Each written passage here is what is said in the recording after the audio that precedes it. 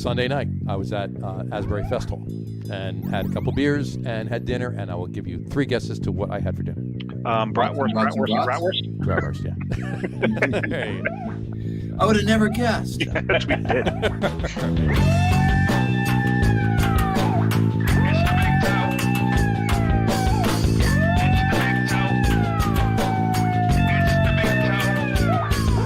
They found the face down in his waffles, maple syrup dripping from his fake roll. Who did he see when he heard who was there? Now it seems that he should. All right, everybody, welcome out to the Log Room Guys Craft Beer Show. It is Tuesday, November 9th, 2021. Jersey Johnny coming at you. With me, as always, is none other than Mr. Beer Samurai. Hey, guys. What the hell are you doing? What are you looking for? I'm looking for my gun. You looking for your gun? I don't know where I put my gun. Did you leave your gun? I must have left it somewhere, yeah, but I don't know. Well, at least I have this cannoli. There you go. There you go. I see what you did there. This is from Ferraras. This from Ferraras or Ferraras? Ferraras. I was going to say, you can't say that with cannoli in your mouth. No, just off of Mulberry. Yes. Little Italy. I've been to Ferraras many, many times. This was done after. This was got that up this right after eating at Lamella's. If you've never eaten at Lamella, you need to go. Mm-hmm. Lamella's is great. I concur, and not too far away. It's not, it's not everybody's cup of tea, but Vincent's. Never been to Vincent's. Yeah, Vincent's. Their whatchamacallit, their linguine with fried galamad is amazing. We used to. In bands. I love that John didn't go with the Italian pronunciation of it. He went with the North Jersey Italian. No. I went with the Brooklyn pronunciation of it. Get it straight. About the tri-state area, the Galamad. There's no G. Calamari. There's no G. There's no D in it. In Italian, Italian would look and you go, "What are you talking about?" All right. Like gabagool. This is just words that were invented in this area. Are we in Naples right now, or are we in? Where are we? Where are we? All right. Have you seen the Brooklyn Spelling Bee with Tony Sirico and Lorraine Bracco? All right. Mozzarella. Prosciutto. It's mozzarella. Gabagool. Marinade. All right. Linguine with fried calamari. Is that better? That's that better? Yeah. My great aunt would be thrilled that I said it. Don't they actually pronounce? I think they actually pronounce the last vowel, which calamari. Calamari. Right. No, I'm just saying. Yeah. Right. Galamad is a United States thing. No. The proper term is bastardization. Well, I was being nice. But hey, it's how we all say it. You go into any Italian place and don't say it properly, they're going to look and you go, "What's calamari?" It's mozzarella, not mozzarella. Nah, I want mozzarella. I want mozz. Mutz. Give me the mutz. Anyway, so where were we? Okay, so I don't know. We've dived down this rabbit hole here. Yeah, you left the gun and took the cannoli, and then all hell broke loose. So. Speaking of cannolis, though, I actually had one of my favorite cannolis of all time on Saturday night. Of course. Did you really? Yeah, we're up in Boston. You were was it Mike's? No. Across the street and the block and a half down. Modern Pastry.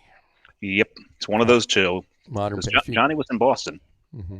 Bova's up the block, up the side street is pretty damn good too, and they're open 24 hours too, so it's great. Oh, what's the one with the little window? That's Mike's, right? Well, I mean, you walk up on the street.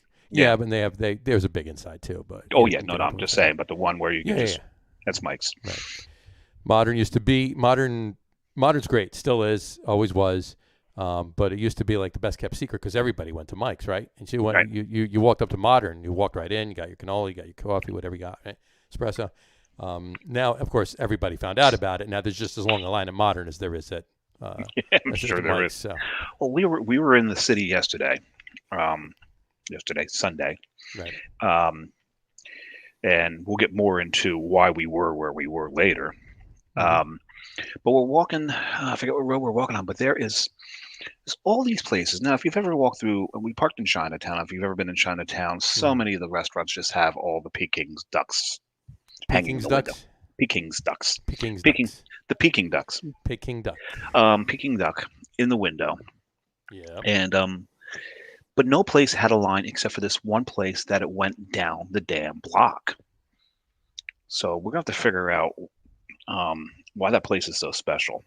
We'll have to get on that. We'll have to get on that one. But we went to the Bowery Beer Hall, Bowery Beer Garden, Bowery Beer Hall.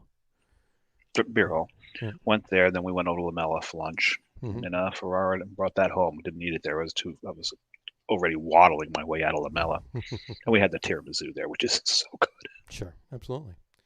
But yeah, a lot of good exploits up in Boston. It was a good trip. 4 days, Friday to yesterday, and it was got home late last night. But covered a lot of ground. Good. It was good. Well, I'll be up there in a week and a half. A couple weeks, yeah. Cool.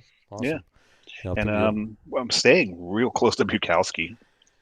Yeah, well, we actually can't stand any closer than we did. We were right across the street. I'm not that close. But we were there on Sunday night for a couple hours. That was good. Had some good beer in there. Yeah, we'll most definitely be hitting that because it's a short stumble. Just so you know, on their food menu at Bukowski's. One of my other favorite bars in Boston closed a couple of years ago, and before the pandemic too. That was Lower Depths. Right. And that's gone. It was up on Commonwealth, but whatchamacallit, Bukowski's the same owner. So they actually, one of their main tots that they had, because they had great tots over at Lower Depths, they actually have it on the menu at Bukowski. Great what? Right now. Tots, potato tots. Bacon and whole nine yards. It was really good. Loaded tots. Love tots. Good. Anyway, so what is there's what Oh yeah. We've got it's like 7 minutes into the show here, and we've been talking about cannolis and well, I was so intent on getting that opening gag out that I completely forgot. Well, today is National Fried Chicken Sandwich Day, but we 86th that. Yeah, we 86th that. We 86th that one for Chaos Never Dies Day. Yeah, Happy Chaos Never Dies Day. Yep. There you go. Right. Yep. Happy Chaos Never. Well. I'm not sure. Actually, I'm not sure that's the way it's spelled. What? Well, how would I spelled it Kaos, right? Happy Chaos Never Dies Day, right? No, happy. No, you spelled happy right. Spelled happy right. Yeah, Chaos. Kaos, chaos, right? Yeah, but that's not the way the day. But it says it right here in this picture. I mean, here, look. Here's Bernie Coppell from. There he is. Get Smart. It says chaos right there in the back. See Kaos, right? See. Unfortunately, they did die when the series got canceled. Oh, I guess you're right. Yeah, I guess you're but right. I actually think it's pronounced CH. It's pronounced CH? Spelled CH. Spelled CH. So it's like this then. It's like that. There we go. And when I first saw this day, I thought that it was like Chaos Never Dies and Chaos, and how does it go? And even death may die. But this is Cthulhu. If you're Lovecraft fans, you know what I'm talking about. And right. So I thought that's what it was about, but that's really not what it's about. What it's about is the chaos of our everyday lives, and how we always okay, things will settle down, and things never ever settle down. And when one thing does settle down, something else starts. So there's always something. Exactly. Like there's always another beer. Exactly. So I see you're drinking one already. So, yeah. So, I've been waiting long enough. Just so everybody's aware, we were starting late to begin with, and then we had to push it a little bit later. Our guest tonight is actually at a Brewers Guild meeting in New York, and he double booked. But it's going longer than it normally does. It should have been done a while before. So when we did plan on starting at late to begin with at 7:45. We would have been fine, but here it is at 8:30 now, Eastern time. And we might be flying this whole thing solo. Well, we're gonna talk about his brewery. We're gonna talk about stuff, but he will be joining. He has the link. He will be joining us at some point. The meeting's not going to go on all night long. But apparently, he is celebrating Chaos Never Dies Day today. He is definitely he is definitely celebrating Chaos Never Dies Day. So there you go. Speaking of chaos, okay. So Chris Cuzme. Owner, head brewer at Fifth Hammer. Fifth Hammer, yep. Right. Yep. Owner, head brewer, and saxophonist. And saxophonist. I've heard that. Yep. And we more on that when he does get on the show. So now I'm drinking a 6-point right now around the Fifth Hammer because on Sunday I was supposed to go to Fifth Hammer. Yep. We were dropping some people off in Lower Manhattan. Mm-hmm. and then we're gonna drive, across to Queensboro and get over to Fifth Hammer or the Queenstown Tunnel. Either way works. Yeah, but the Queensboro Bridge was closed for some reason on Sunday. Why is that, Dave? There's a whole lot of people out there running. 55,000 people running around. No, they actually limited it. It was limited this year. Oh, was it? Was it? Yeah, the New York Marathon was limited. Which is ironic because the New York Marathon is actually usually limited to 55,000 people. Yeah. So it's ultra limited this year. So. It was, super limited.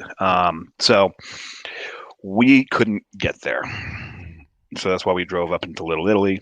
Gotcha. Chinatown, had some beers, had some fantastic Italian food. Very nice. So good, so good, so good. You have to definitely get there. I know you've been there. I'm talking to the people out you definitely, absolutely. there. Get there. Yeah. Well, New York Marathon Day is cool though too. I mean, I've been there a bunch of times. But Involved in it directly. We're going to hit 4 breweries while we're there because Rockaway's there, Big Alice is there, and Iconic is there. Yep. They're all within park in the middle and just walk. Circle around and then spiral back into your car. Absolutely.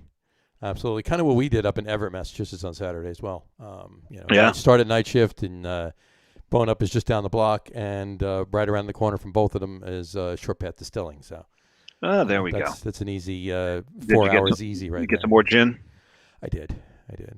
And I also, we hit a distillery on Friday night down in Dorchester in Southie in Bully Boy Distilling. The one that I have, in fact, I have a bottle of it back over there. Over there. There we go. Right. So we might right there. That bottle right there. That bottle right there. Okay. It's an old fashioned. It's a bottled old fashioned. So they actually age their whiskey in their bourbon in oak barrels with Luxardo cherries and oranges and everything else. So they actually make old fashioned. So you pour it over ice and you're ready to go. Yeah, you've talked about this a few times. I have, yeah, but I didn't get that. They actually have a couple of Amaros. They have a regular Amaro, and then they have one that have extra rhubarb in. They call it rhubarbaro. They call it rhubarbaro. They call it. It's an Amaro rhubarbaro. So not a huge rhubarb fan. I'm not really either. But this Amaro was so damn delicious, and it won double gold in San Francisco. So I had to get a bottle of it. So I'll be you'll see me pouring a little bit of that on one of the Tom shows at least, if not other shows. So probably. Anyway, if not tonight. If not tonight, yeah, exactly. So anyway, ladies and gentlemen, we're going to vamp a little bit and get into some other discussions of maybe what we did over the weekend and maybe some stuff about Fifth Hammer while we wait for Chris. But since Dave already opened his beer, and there it is right there on the Chris, it's a almost 5.5% Pilsner. I may have another one of these. 6 point. There you go. They call it a Pils on the can. PILZ, I know. So. But I'm pretty sure that's short for Pilsner. So I took the liberty and spelt it out. I'm guessing. What's it taste like? But Pilsner? Pilsner just means from pills. True. So then is there a pills section of Brooklyn? No, but I'm sure there's lots of pills dealt out in Brooklyn. Well, that depends. They got a lot of pharmacies there. They do. That is true. I see where you went. All right, I got you. All right, I'm going to open my beer. I'm going to open my first beer. Okay. I'm thirsty. I'm probably going to open my second while you're opening your first. Well, why don't you open your other crisp? That's what I'm doing. Yeah. I'm opening another crisp. There you go. This one's a little bit of a regular. It's an irregular Pils? Oh, it's a regular. Got it. You got that at the scratch and dent sale, right? No, I did that myself. Intentionally? No. It's not opening very well, but so let's talk about what you have. Yours is a little more special. I was going to say, why don't you just poke your finger in the bottom of it like Tony did last week and open it last I've got to practice on that. Side sip it. But I got to make sure I'm standing outside of the emergency room at the time. I was going to say that you had to have at least a couple of Band-Aids with you just in case. Yeah, just in case. All right, my first beer right here, I actually bought yesterday in Charlton, Massachusetts at Treehouse. I was going to say, I hear there's a good brewery in Charlton. Yeah, Charlton, Massachusetts. Look at that. Look at that. That's a serious hiker right there. In fact, I was just leaving maybe about 20 minutes ago this time last night. Yeah. So right there. It's called Nomad. It's a 4.8% dark Czech lager. Why would you want a dark Czech lager? Why Did you bring me any? Did I bring you any? Maybe. It depends on if I see you. I still have some. How's that sound? Oh, great. So unless I see you tomorrow. Tomorrow, not tomorrow. Not tomorrow. I see where you went with that. Mm. So let me just pour it in here really quick. Actually, I'm going to pour it slow if you don't mind. I want Liz pour it. Do a nice slow pour. Here we go. I wish I could do it even slower pour. Right there. And they actually had a slow pour tap. There it is right there. My treehouse glass, too. I'm really, see the treehouse hat, treehouse beer, treehouse glass. Fanboy. Yeah, well, I just figured I'd do something different tonight. You got a nice Becker there. They had, it was very nice. They had a slow pour tap. I actually had this beer out of a slow pour tap last night. It had a nice marshmallow head on it. It was really, really tasty. So. How does that stand up to the having it at the brewery? Damn close. Damn close. Other than the mouthfeel from the slow pour tap, flavor is exactly the same. I feel like I'm drinking a Red Bull. I'm sure this doesn't can. Here, let me look at the date on here. It was canned. Great angle right down. There you go. It was canned a week ago. So there you go. And I'm sure the keg that I had the draft out of yesterday was probably kegged a week ago. So yeah, same beer. There you go. Cool. That was really tasty. Very, very, very tasty. So I can turn the crawl off now. Everybody knows it's Nomad. Yep. I had a big long conversation with one of the guys there. They still have it when we drive back. What's that? Oh, crap. Are they open on Mondays? They are. I was just there yesterday. You tell me. You were there yesterday. Yesterday was a Monday. That's correct. Ergo. They're open on Mondays. They're open on Mondays. There you go. Okay. They're open till 8. Of course, we were there like 8:15 or so. But well, Monday for me is going to be. I'm going to be up in not this Monday, but the Monday after. Right. And I'm going to be in Boston for work. I'll be working Saturday and Sunday. Mm-hmm. But during the day, and I kind of I want to hit all the Trilliums in town because I've only been to the one in Canton. Right. So we'll get down to the Seaport. Mm-hmm. We're within walking distance from Fenway. Right. The Greenway may not be open. I do not believe it's open. We went by, and I don't believe it's open. I'm pretty sure it's not. We'll have to see about that. And that's the 3 that are in Boston proper. So I'm not missing one, am I? Fenway. I said Fenway. Oh, I didn't hear you. I said we're staying in a walking distance from Fenway. From Fenway, right? Yeah, I got you. So we should. But then again, there's no everywhere. Food at that one, by the way. Yes, we're aware. Okay. And just remember, you can order from many of the restaurants or rather deliver it there. Yeah, there's quite a few there. Yeah. But just remember, everywhere's walking distance if you have the time. Everywhere in Boston is walking distance. We were in the North End. We were staying in the Back Bay, and we ate dinner on Saturday night and walked back to the Back Bay from the North End. So from the North End, very, very doable. Absolutely. And John wants me to stop at the Sam Adams the Boston Tap House, Boston Tap Room. Yeah, I was there yesterday. They brewed a beer this year. They only brew every other year, every third year or so. One of our favorites. Yeah. When I say our, I mean us, Dave and I. Old Fezziwig. Beautiful beer. Beautiful beer. And this is one of the OG holiday ales out of this country. Oh yeah, big time. Anchor, Merry Christmas and Happy New Year beer. Mm-hmm. Old Fezziwig was another. Yellow Snow was pretty. that came out a long time ago. It wasn't quite a holiday ale though. Oh, and Harpoon Winter Warmer. So Harpoon, Anchor, and Sam Adams. Those were probably the OGs. Yep, you're absolutely right. But had that too at Harpoon, by the way. And we plan on going to Harpoon. Mm-hmm. So, and if we follow, now here's the question. What's the question? Harpoon and Trillium, not too far from each other, right? No, not at all. Only a few blocks, really. 4 blocks, I think. Right? 4 or 5 blocks. Yeah. So there's 2 theories as to how you order the breweries you go to. Mm-hmm. Okay. Do you hit the best first while your palate's fresh? Right. But the risk is the next one you go to, the beer's all going to taste like ass to you. One, because your palate's exhausted, but also you were at what you consider the better brewery. Right? Or do you start with a lesser brewery? And I'm not, no offense to Harpoon, but we're talking Trillium here. Right. You start there. There are some pretty damn good beers at Harpoon. Oh yeah, no, they do. Not most. Not- a lot not that of level. those don't make it to distro, but Right. So do you start at Harpoon and then risk wearing your palate out before you get to Trillium? Right. And sometimes it's like risk getting full. Right. Well, see, that's my biggest risk, right? Yeah. Is getting full.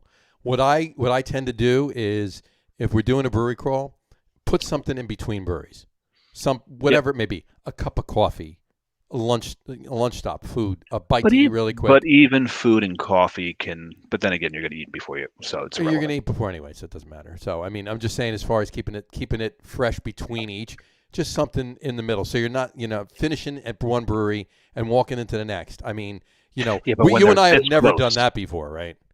We've never finished at one brewery and went across the street to another, and then went across the lot to another, and then went just down the same lot to another. We never did that before, right? We've probably done that 3 times. But in any event, or more. Probably more. But we did it in Maine. We just did it in Maine a couple months ago.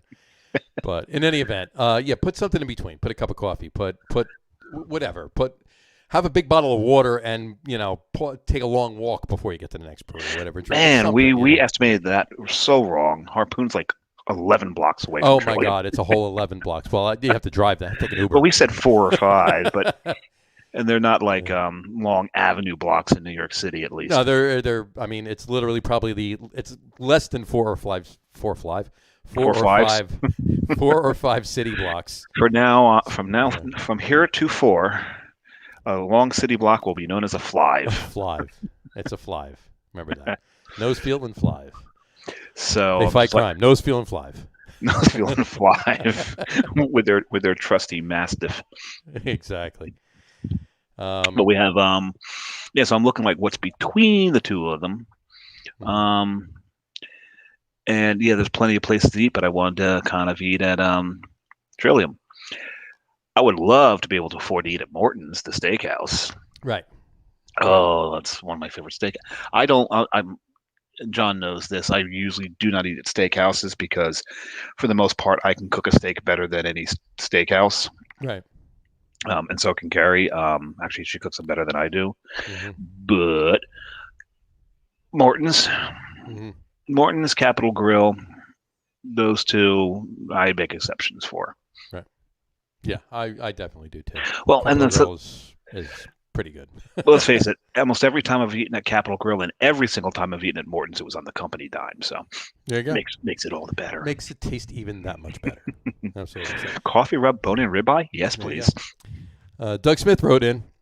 He said, "Hey guys, nice. You got some Old Fezziwig. Old Fez has been relegated to the holiday 12-pack. Yes, we know. And there's 6 beers in it, so you get 2. 2 of them. Lovely. Did you get it on tap? No, actually, they that's the problem. That's why Dave's going back. I was at the Sam Adams Brew House tap room, Boston tap room yesterday, across from Faneuil Hall, and it wasn't on yet. It's going to be on in about a week. Dave will be up there after that. The reason John wants me to go there is it's kind of selfish, because it's the only place that you'll be able to get in 4-packs. I don't believe there's 4-packs, but we can get it in. You can get it in crowlers. They're crowlers. Crowlers. Yeah, they're filling crowlers. Yeah, so they'll have it on tap there, and you can fill crowlers. Oh, I thought they were going to have it in 4-packs. Well, they might. They might have it in 4-packs. I know they had it in 4-packs a couple of years ago. The last time they made it, because I was able to get. They have all the 4-packs in there. And yes, by the way, I do remember when it was in 750 bottles. That was that beer's way back. Such a good beer. So. That was back when Celebration was in 12-ounce bottles. That was back when Celebration was in 12-ounce bottles. Yeah, exactly. More on that in a couple weeks. Oh my God, I have seen it in cans, and it's like, I like most people in the craft beer world. I get the can protects it better. It just looks wrong. Yeah, absolutely. It just looks wrong, and I'm sure we'll get used to it, and it'll be a beautiful thing. Just looks wrong. It does. So, more on that later. We'll talk about it because we got a special surprise for everybody now. We do. Yeah, it's time to bring our guest on. Who's our guest again? Our guest tonight, all the way from Long Island City, New York, fresh from Alewife Brewing, where he attended a meeting that ran 73 hours long. Those guys. Here he is right now, Chris Cuzme.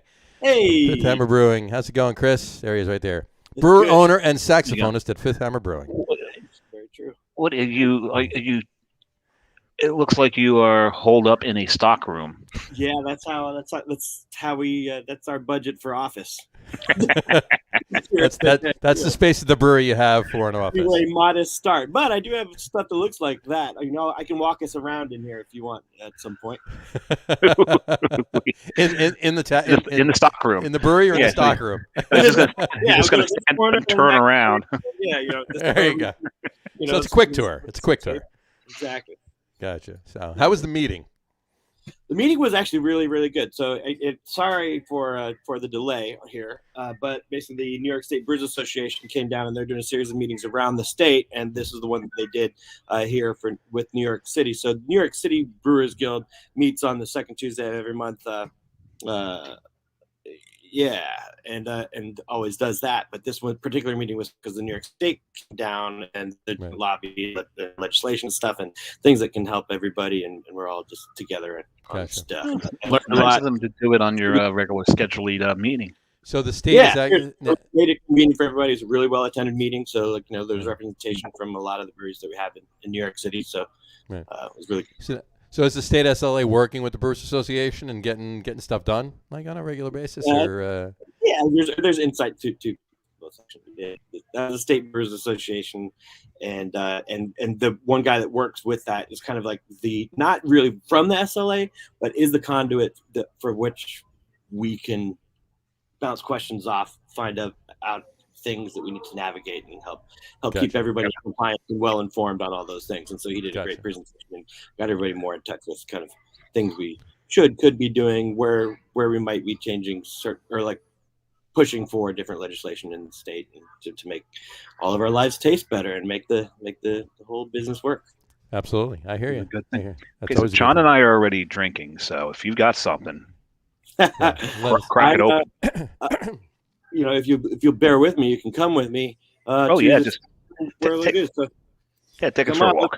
Let's go. Let's go for a laptop walk. Whoa, wait a second. That's an extra charge. Yeah. Exactly right. All right. So the brewery's actually open too. Look at that. Very nice. All right. There we go. There's some of the guests there. Yeah, hold on. You got people masked up in the brewery while they're drinking. And here we are. People are drinking. We got some food pop-up truck happening over there. Very nice. Oh, very nice. Very nice. And you are going to pour yourself what? What are you pouring yourself? I'm not sure you can hear us. Can you hear us, Chris? I can hear you now. Hey, what? So you've got something on a hand pump there. Nice. Yes, sir. What is that you're? Collaboration with Other Half. It's a 4% English. Then it's an IPA. It's not an IPA? No, it's not. No, actually, ironically, it's not an IPA. We actually did our first collaboration, and I made sure we did not do an IPA. So we did. That's ballsy. Good for you, Chris. English ales, and we did it together. We did a beer in the vein of Timothy Taylor's Landlord. Oh, and really? Here we have people studying for the BJCP exam too over here. Right. Nice. Hey, my peoples. Hey guys. Hey peoples. Good luck. Study hard. Drink lots of beer. You retain more. You retain more when you're drunk and study. Exactly. I think that's a fact. That worked away for me in college. Yeah.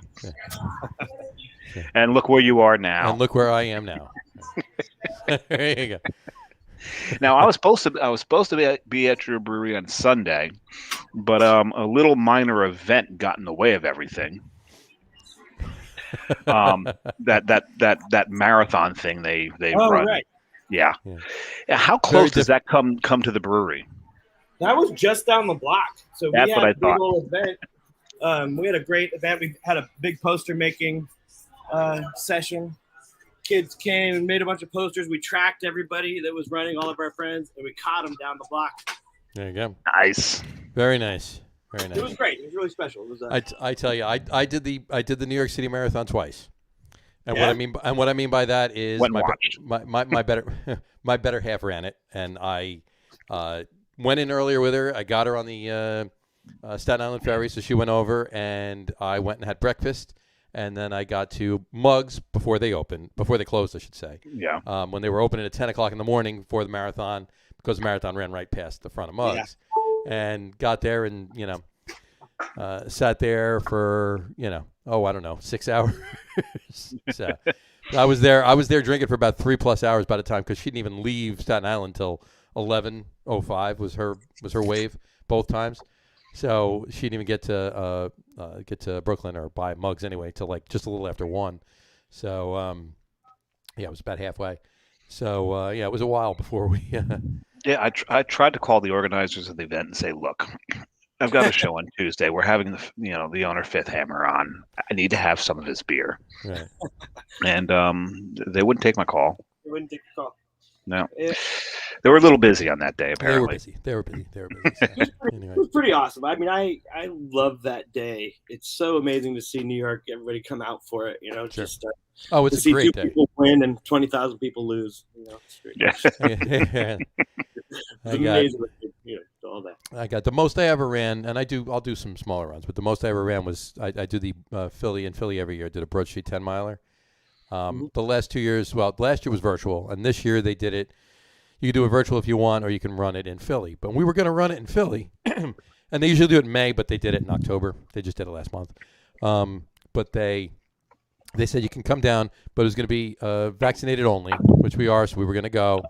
But then they said, in the interest of safety, no spectators, like 0. You just go and you run. Literally more than 90% of the fun of running that run is the spectators.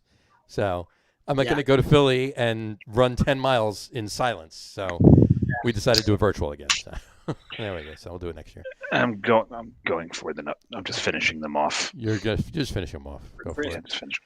So, Cheers. Cheers. Yeah. You're having lager. I was gonna get some lager. This is the lager room, but I couldn't help myself. You know what the weirdest thing is? When we first started, how many shows did we go before we actually drank a lager? I think we were on our 7th or 8th show before we actually had a lager. That's not true. That's not true. It's probably 4th or 5th, because we got into what I call beer season, but all the Oh, you went to Oktoberfest. Oktoberfest and that, yeah. So. Yeah. So, but ironically, I'm drinking 2 lagers tonight. So I'm drinking. Well, my first beer is a Czech dark lager from Treehouse. Nice. I just picked it up at Treehouse yesterday. Nomad. Nice. It's 4.8. Yeah, 4.8% dark Czech lager.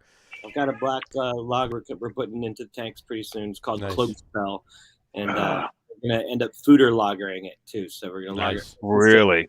and then throw it into the wood and let it sit there for a little bit, and then Oh, that'd be nice. Very nice. Very nice. Very nice. Yeah, I'm actually finishing these off. I got a 4-pack of them. No, I got a 6-pack, and Carrie doesn't like it too much, so I'm throwing myself on the grenade. And Yeah. I've always liked this beer. Really quick, we have another comment from Doug Smith. This is referring to Chris's beer. Real ale, nice. 4.0 and under. You did it right. I lived in London for 6 months and drank nothing but cask. Nice to Yes, see you have a sir. beer engine. So. Douglas, thank you so much, man. We are so excited to do it, and so I started our cask. I've had that hand pump that I have out there. A girlfriend of mine gave it to me in 2006. Even though she was a keeper, we're no longer together. Quite happy, also very elated to have found Mary and to be doing all this. I was going to say, is Mary okay with the hand It pump? worked out. That was good. She was right with you keeping the hand pump? Yeah, we kept the hand pump, and that hand pump I used over at Jimmy's over 3 for a while, and then I lent it to Rockaway while we were building this out here, and I got it back, and I just got back into getting our cast program together.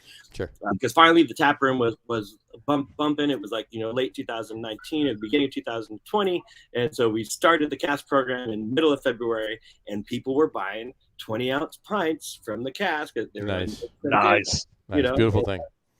Prince. COVID hit, and the cast program that. So we just revived it, and we did one beer before this one, and then we did this one. So it is as a collaboration with the other half. Of course, we're celebrating hops by. It's not that hoppy, but we've been hopping the base beer is not very hoppy, Right. but we've been hopping each cask individually with different hops. So every cask has been very different. I mean, it's been labor intensive, but it's been so fun to kind of like use this base beer to just have fun doing each cask with a bunch of different hops. So this one is an experimental hop from Hopsteiner. It's yet to be named. My friend just got a job working for Hopsteiner, and this one's pretty fun. It's like citrusy, little bit of grapefruit peel. I will say that with this beer, some of my favorites have been the ones dry hopped with First Gold or like Fuggle, going with that kind of straight traditional stuff. Yeah. That's been really great because I mean, my heart, I just love real traditional cask ales. But the other upsets have been, Nelson. I guess it's not really an upset, but some of the modern stuff that you might expect to like ended up in real hardcore IPAs ended up being really cool in this beer. Also, classic Centennial with this and Chinook. Centennial Chinook worked really well with this base. Nice. That's awesome. That's awesome. Yeah, I love those classic hops. So good. Oh, yeah. And Doug also just said, please do a mild and I'll be up in a heartbeat, he said. So. Well, yeah. If you do a mild, the two of us will be there too. Yeah, so. we'll be there. Well, we'll be there anyway, but that's besides Yeah. the way. Mild, the next one to come one of up my on favorite styles. is a mild. So we did a second runnings for our Imperial Stout called Delay Pedal. And we did a dark mild with that. So I've got 4 firkins, 3 pins of the dark mild coming soon with that. All right. No, Very nice. keep me posted. I'll be over for Oh, that. yeah. So. Definitely need to get up in that area. Exactly. And that one's 3.9%. Yeah, I got to make sure that I check the event calendar before I plan There it. you Though. go. Exactly.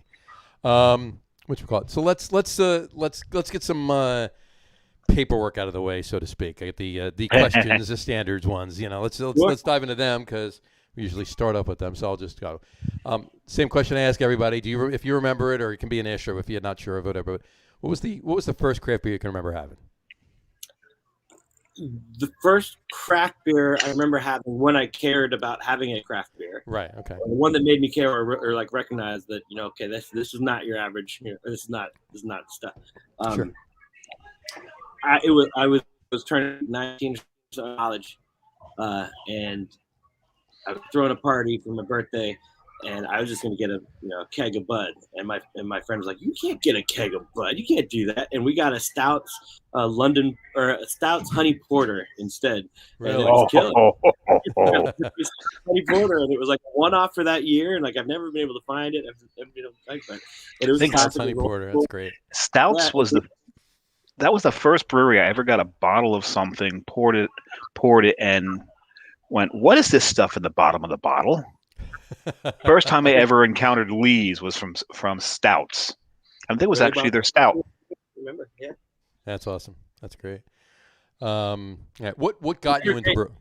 And I didn't know that Sorry. beer would end up being like. I mean, I had no idea that like the Stouts Brewery was my first beer festival I ever went to. Later, also. That's I awesome. went with the New York City Home Brewers Guild, who are those guys that we just saw over there studying. So they got their test on this Sunday for the BJCP. Stouts ended up having a pretty significant impact on all my brewing. Yeah, really. Evidently, definitely. Yeah. What got you into the business? What got you into brewing? What kicked I you think off those are for you? two different questions as far as the business versus like into brewing. Brewing, I've always been like, I always wanted to live off land and farm my own stuff, live and do all that stuff. But then I started playing saxophone and I fell in love with the music.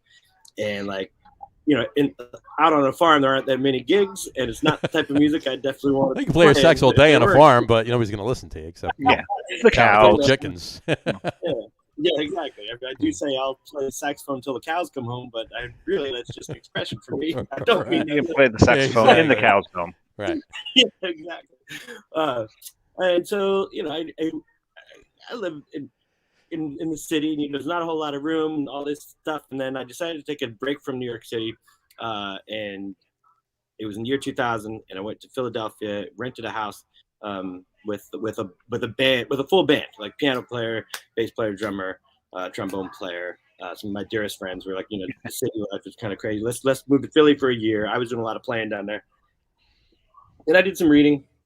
We had space now. I finally had a basement or something, and then I met George and Nancy Rigby at Home Sweet Homebrew on 20th and Sansom, and they, I got a homebrew kit from them, and I was like, I'm not gonna really live off the land, but if I can make my own beer, this is cool. This is fun. So I did that, and as soon as I started brewing at the crib, I fell in love with just the process of it and the idea that you could get something from concept to glass, and that I just immediately recognized the artistry and the playfulness and the expression and the many places you could go in doing so. And there was a giant parallel to making music for me, just improvise as an improvising musician, and just like hearing a melody and wanting to put it out there into the world. I can't just like think the melody and then just make it exist on the saxophone. I have to know my instrument, and I have to know construction and the science behind, getting it from concept to glass and executing it like that. And so I fell in love with kind of diving into what that means from a brewing standpoint. And it just immediately became like a vocation or a parallel for me. That's an interesting concept. That is an awesome concept. Creating music and creating beer. Mm-hmm. There's artistry to both. Sure. Yeah, I mean, and there's a balance between science and art and the creative creation, and you do both for the same reason. Absolutely. Make yourself and other people happy. Yeah, and so it started. I mean, I had it was a hobby for sure, and then I joined the New York City Homebrewers Guild, and one of my friends. And I was doing some part-time work up here in the city too at a finance company, which allowed me the extra income on top of what I was playing at the time, sure. To afford the hobby. Right. Yeah. Basically, that's why we have that socioeconomic disconnect, and why it's a lot of white people deal with it. That disconnect is starting to diversify more, but I think that fundamentally it's like having an income to make it work. That shit gets real deep real fast, but it's real. And a lot of the reasons for the thing, I like that the industry is talking about it and looking at it and doing some more things for that. Didn't mean to jump over there, but anyway, I joined the New York City Homebrewers Guild. I was working a day gig in finance, and then I quit that in 2006 to go out on tour. Oh, at the New York City Homebrewers, that's why I brought that up. I met this guy, Chris Post, and he became a really dear friend of mine. He also was working at a bank during the day, although he was like way high up the ladder. I was just doing some shit to supplement my music habit.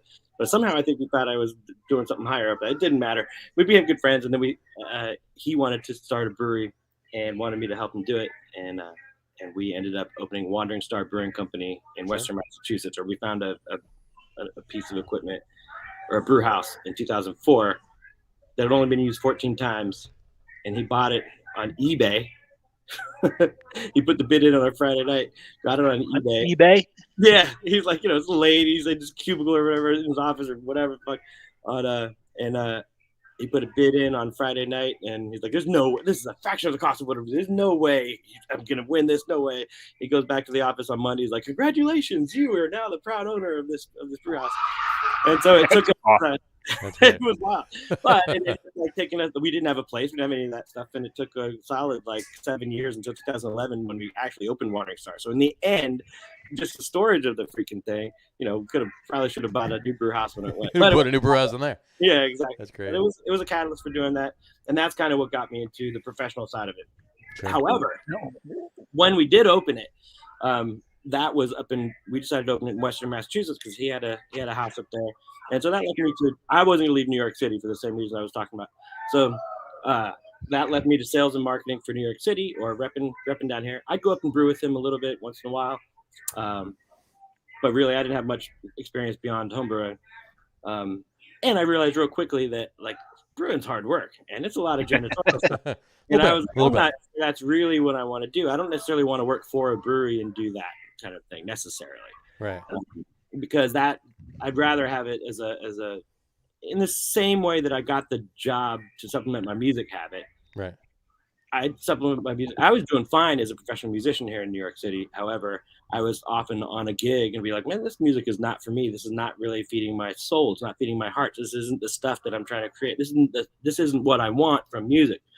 And so I realized that like that's not what I wanted from beer either. Unless I could create it, I'd rather have it as a hobby. I want to make the beers I want to make, and then do that. So I decided not to do that. And then I just became like a beer advocate for New York City. Helped start New York City Beer Week and stuff. And then out of the blue, I got a call later in 2012. Hey, Cuzme, you want to help out over this other brewery? And like, times were kind of tight with the music things. So I was like, oh, sure. And I love, it's like, it's a little bit of part-time. And I was like, oh man, I love part-time. And I'd be happy to help the brewer over there. And they're like, actually the brewer split. It's yours if you want it. And so that's when I became a brewer at 508 Gastro Brewery. So it was I wasn't really looking for it. But then I got offered that opportunity. I did it. And the moment, so that's why I got into it officially, professionally, for me being the head brewer or things like that. The moment I started brewing stuff, and I was making my own beer music to keep the parallel riding, right? Mm-hmm. And the moments I think the first couple times I played some gigs there, so I was a brewer and I started playing there too. I got a piano and so the first time I'm playing with my jazz quartet and I'm looking at the people in the restaurant all drinking my beer and living off and listening to the tunes, I was like, oh man, this is I'm no longer just a saxophonist. This is my vocation. I need both of these in my life, and I need them in balance to be the me that I want to be. And so that's like neither of those things make a lot of money, even if you own the fucking place. It's so that's ultimately awesome. The answer. Well, there you go. Great answer. That's great. That's awesome. So then when did we get the Fifth Hammer? That's the next question. Next step. Oh, look, here's Kyle. Hey, guys. What's going on? Kyle's tap room manager. So he comes in here for his jacket and other things. And, does that mean he's going home? He's going home. My responsibilities. There you go. Bye, Kyle. See you, Kyle. Fifth Hammer.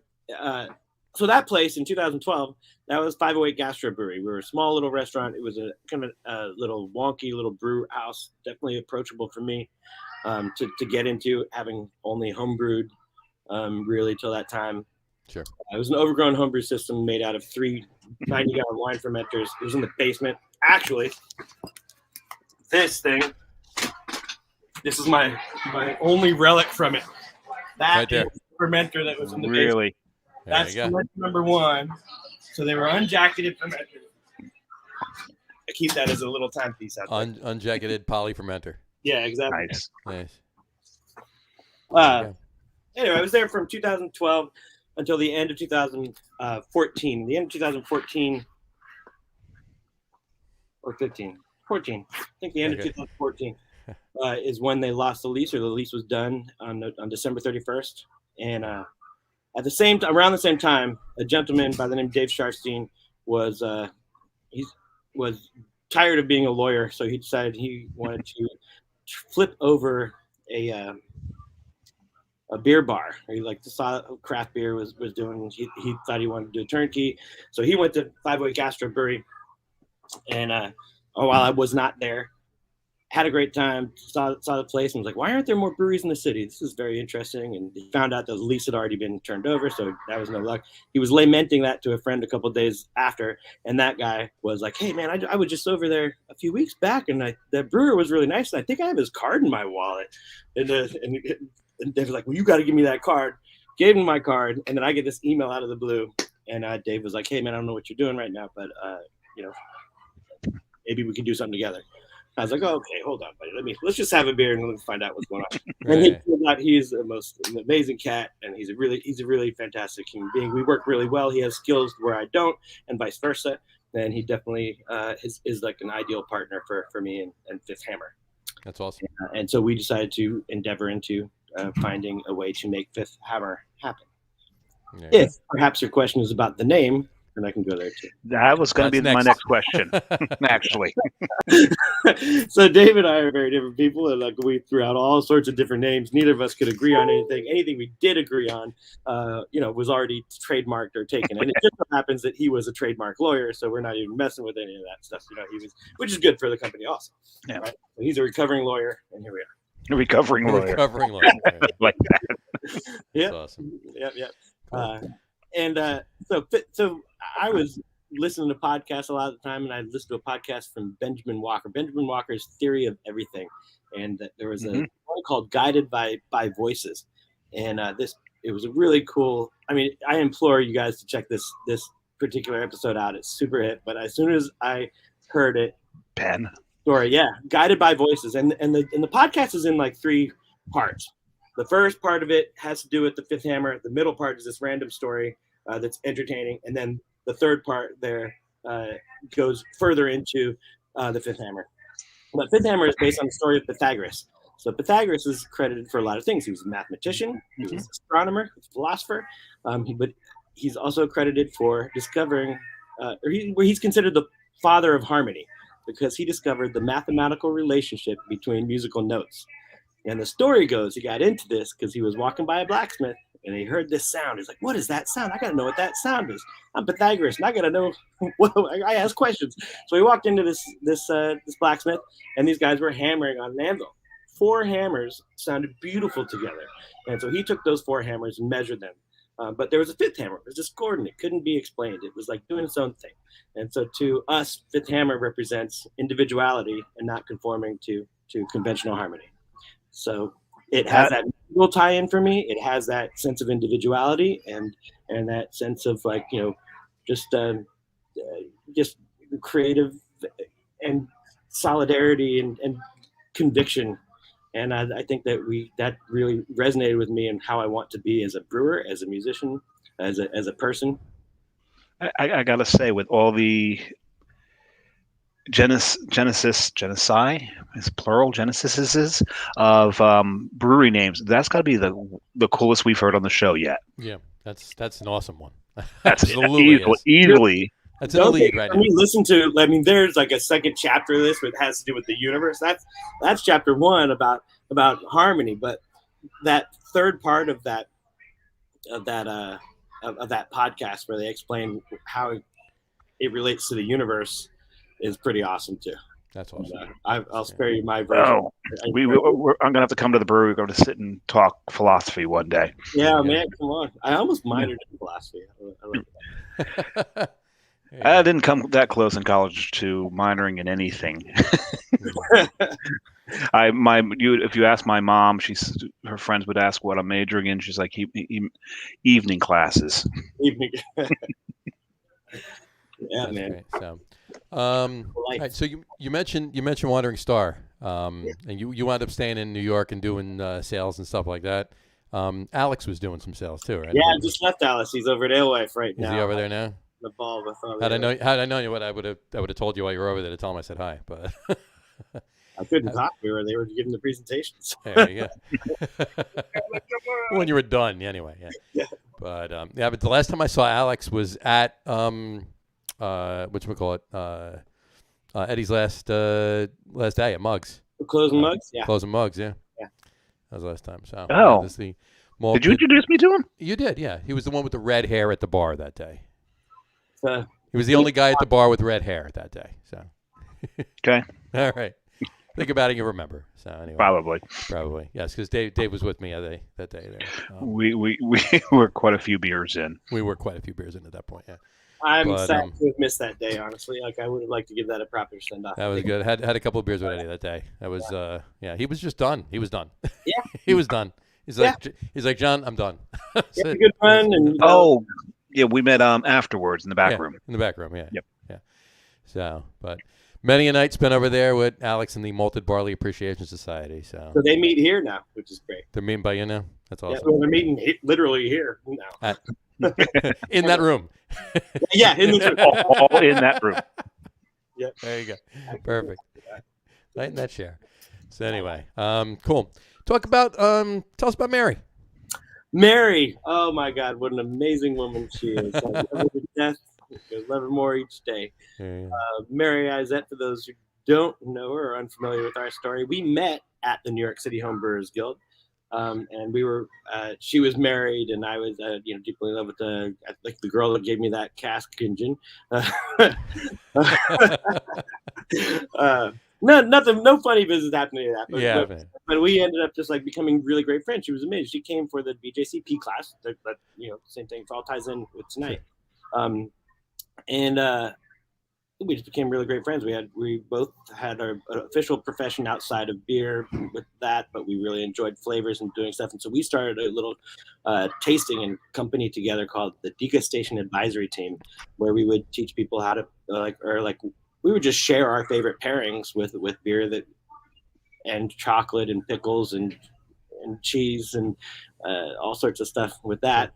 Did a lot of high society stuff and also like just really comfortable little pairings at Jimmy's Number 43. Then and we ran a couple of different beer festivals. We get real beer festivals with Patrick Doniger, who now started Alewife and things like that. We both had different adventures in our personal lives where she ended up getting divorced, I ended up doing other stuff, and eventually we were just such great friends for looking over here all the time.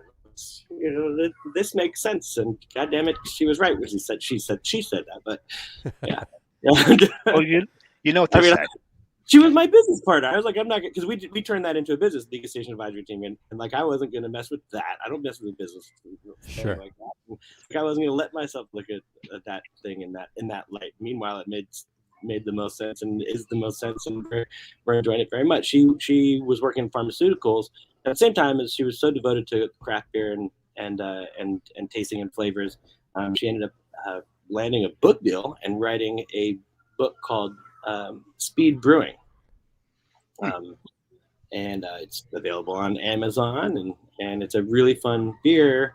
One of the things that's been crazy about her is back in when she was homebrewing a lot, she was like really into like brewing long-term sours, and she had like 14 or 15 carboys in her basement. She had a shared basement, and they were all like these crazy long-term lacto and PDO and Brett kind of amalgamations, and that's kind of how she brewed. And I was the other guy. I was the guy brewing like porters and like English ales, being like, keep those bugs away from me. I mean, I love my brewing. I'm like, man, I was scared of too many microbiomes or Sure. I have too much bacteria condemning my equipment or whatever. And she was like, no, it's cool. But she studied biology in school too, so she was way more comfortable with it. As a musician, I both love and scared by science, Sure. Now I'm way more comfortable. Obviously, I've got some experience and some legs there. But, Well, Chris, there's a saying out there, and I think you'll appreciate this. It says, soulmates are best friends who fell in love. Yeah. Okay. And that's exactly what happened here. Absolutely. There you go. And so like just like Dave's wife supported him, so he quit his job to start this brewery. He had some money saved up, but his wife kind of supported him while him and I got this whole thing together. Mary was supporting me. We married in 2015. We became great friends in 2006. We started dating in 2011. She wrote her book in 2000, or the book was published I think 2012, 2013. So, and when we were, so then, and part of that is that book is based on a lot of short-term fermentations and like a lot of alternate fermentations too. We got into after that. She's like, I can't brew regular stuff. That takes 5 years, and her regular stuff are those all sour stuff. I'm like, no, it doesn't. She's like, oh, I just want something really fast for anything. And also, we're both very last minute, so she got really into like, okay, what can we make really fast? And also, we both really love low ABV stuff. So, obviously, those don't take as long to ferment, and you can have some really good, really amazing stuff in quick Sure. turnaround. Absolutely. Especially now with this whole Kvike strains coming out. So we've done a lot of Kvike brewing here at Fifth Hammer, and been having a lot of fun exploring that. Next up, actually, because I have it, that tank that I just showed you out in the hall, Right. I want to use I think Kvike Voss, and I want to high gravity brew some sugar water to have some seltzer fun. Now I don't love seltzer. I want to have fun making it, right? I got you. But I like some of that, and some of the stuff that we made when we were writing a book, or when she was writing her book, and I was helping ferment all that stuff. We had so many things fermenting at the house; it was insane, man. It was really fun though. But now we have all these. We have way too many mason jars. If anybody wants a mason jar, just email me. was one of those. There's so much fermenting, you had to be careful where you walk so you didn't pass out from carbon, monoxide just overwhelming you. Yeah. You have all your detectors going off in the house. Yeah. Close. Anyway, she supported me with the through all this with the pharmaceutical job when Dave in 2015 when as 508 closed, and Dave and I went on the mission to find a place and build this place out.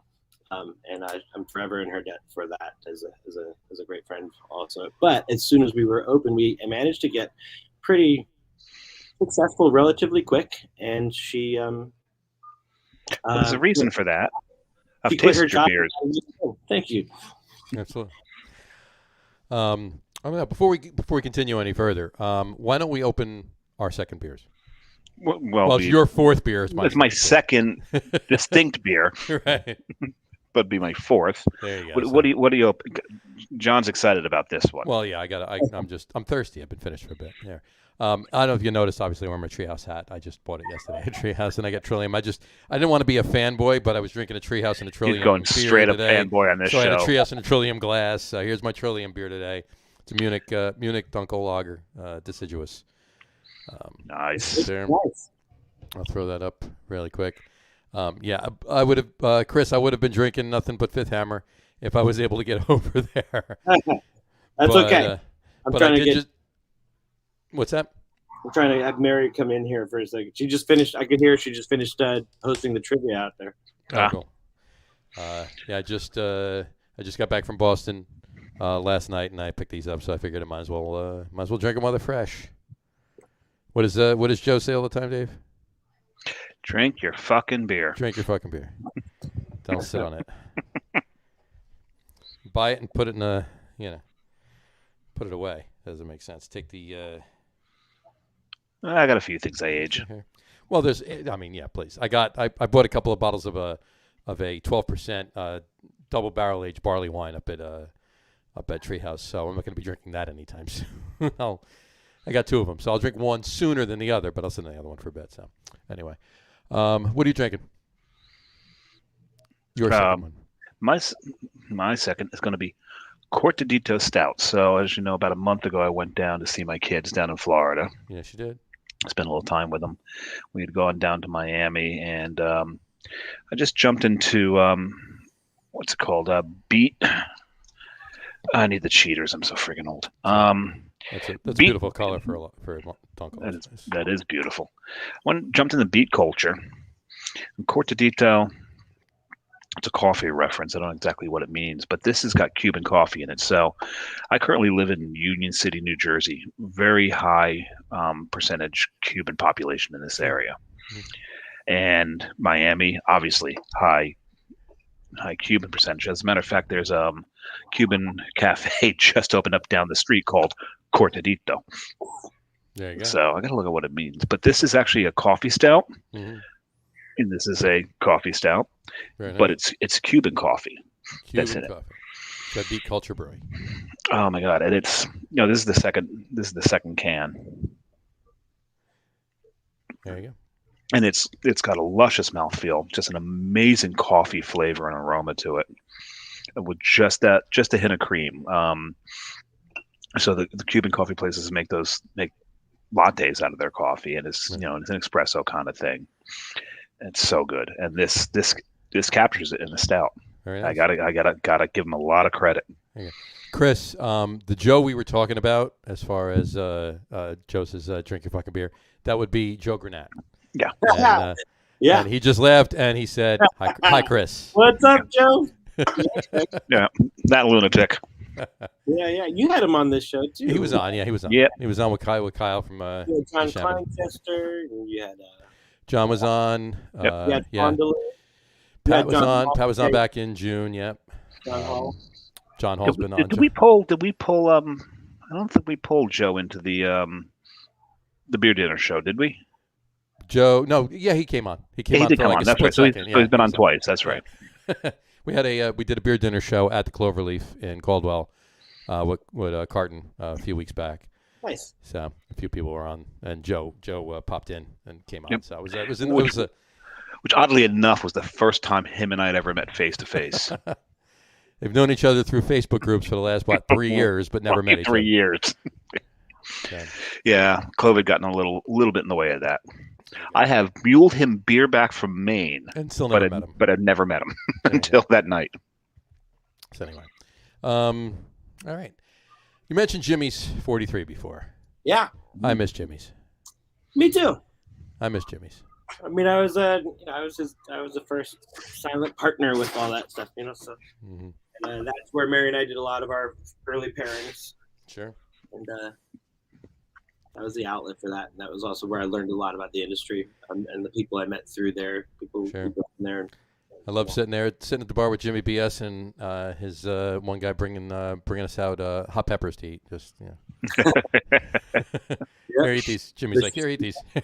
It's just, and you never knew what you were gonna get. That's it. Like, Love that. Love that. That's great. So, all right, music. We've been dancing around that topic for a while. I know it's not beer, and this is the lager room, but it doesn't matter because it all relates, right? So that's right. Yeah, let's talk about it. What you've been playing sax for a long time. In fact, I pulled a picture off of your Facebook. I think it's a recent picture. Was it the Jersey City Jazz Festival or something? Oh yeah. There we go, right there. Where is that held? It looked like it's suspect. It was held in the parking lot not too far from Departed Souls. Okay. Forget where Down it is. And that saxophone's a Barry saxophone. I just started playing Barry. Yeah, it's a Barry. Yeah. Yeah. So I got them all with me. I'm looking at them now. But you play. What do you primarily play? primarily tenor. Tenor. Yeah. Tenor. You have a soprano or? Oh yeah. Yeah. Yeah. I got them. I have a really great case that has them both in the same case. So I always A soprano and an alto, or a soprano and a tenor? soprano tenor. I'm Tenor. usually rolling with. Gotcha. But then I just started playing Barry with that band, and that band is a really fun band. It's a band called Brawlick, BRAWLI. Gotcha. And it's just a really great force of energy and a kind of one of those places where every individual, our moniker is actually kind of like this Voltron character. Voltron. There's there's a Mary. Hi, Mary. And she brought you a beer. That is definitely a keeper. You remember Johnny? Yes, vaguely. Hi, Mary. How are you? Pretty good. I was just telling them about Brawlick and how like all the individuals are incredible, and that's why we have our sorry, there's no CK, but the right. logo is basically like a kind of a Voltron type character. There we go. All of us individually are strong in their strength, but together it's just awesome. That's great. 5 mini lions make one. Yeah. So it's 4 saxophonists in the front. I'm on Barry. There's a soprano saxophone and there's 2 tenors, and then there's 2 guitar players, 2 drummers, 1 bass, and 1 keyboard. And it's 2 drummers. You got to 2 actual drummers. kits. 2 actual kits or percussionist and 2 actual kits. Yeah, Wow. 2 actual kits. So it's like it's a big fun band. We were just talking about your basement, Mary, and that's not a euphemism. In your old apartment. Apparently, your basement used to be very, very sour. That's what we heard. So Yes, that is true. And how that kind of brought you to like, I don't want to brew beer because it'll take too long. So that's when Well, because I had 23 carboys of various sizes in my basement. this is true. I said 16, but yeah, 24. he did say 16, so he was wrong. Yep. Yeah. So, I think it was like 20 something. But I mean, some of them I had like, I think there were some gallon experiments that I was doing too. there you go. So maybe you weren't counting them. So this is, all right. So this is a Vienna lager because Nice. you guys were just sharing your second beer. The Yes, Vienna sir. lager collaboration we did with a brewery called Mass Landing out of Maine. And Oh, love them. Dave and I were just both there about 2 months ago. right Yep. on. Yep. So we did this, and it's fooder age lager. Love it. And figured it was the appropriate beer to drink. Did they come down here and brew it with you? Yeah. Yeah, Yeah, they yeah. came down. Yeah. That's I gotta awesome. we just packaged it the other day, and I'd like to get it up there. The beer is called Jib and Jigger, which is in addition to saxophone and beer, I love sailing a lot. I grew up sailing, and the jib is the front sail, and Jigger's the back sail. If you have a main sail, or like Sure. if you're lucky enough to have a 2-masted boat, and Sure. when you drop your main and you're just sailing Jib and Jigger, that's the vibe. There you go. Name That's of it. awesome. It's awesome. Yeah, they're brewing some good liquid up there. And one thing Dave and I concur on is they have food at the brewery, and their BLT is just That's pretty good. insane. But it's getting to the point almost anywhere I go, John gets the BLT. So I just really think he's a major BLT. I'm a big BLT. Yeah, I am. Oddly enough, it started out with the whole bratwurst thing on the intro for but because I'm going to Boston in a week and a half. He's going to Bukowski's and he's like, get the BLT. I'm like, you say that everywhere I go. It's a California BLT. Oh, it's the California BLT with avocado, right? But it's good though. Anyway, so anyway, you the beer you're making there is great. I just was talking. We were talking about the your music and everything else. What you're primarily like playing jazz, or you? I believe the same things about beer. We're going somewhere with this, so. So there's like there's a really great quote from Duke Ellington where he says there are two kinds of music: good music and the other kind. And I believe great. I love it. About music, and I believe that about beer. And also the other, I'm going to Columbia next week to judge a beer competition, and Peter Buchart and Phil Markowski and John Palmer, me and Jennifer Talley, and our hosts are going to brew a collaboration. So that's really hip. I'm really excited about that. And in our little thread, Peter, everyone's like, what are we going to make? And Peter's like, let me just like start this off right now. And he said, let's not brew to style. Styles are a box designed to stifle our creativity, our artist creativity. So wait a second, but you've got a BC. What class do you have going on outside right now? That's a beer judge certification. Yeah, exactly. The irony of us having to go down there and judge. The irony. Yeah, you gotta know what it is. Those are exercises to be. But I mean, that's part of the beauty, right? They're like a little bit about what it is. Like you learn.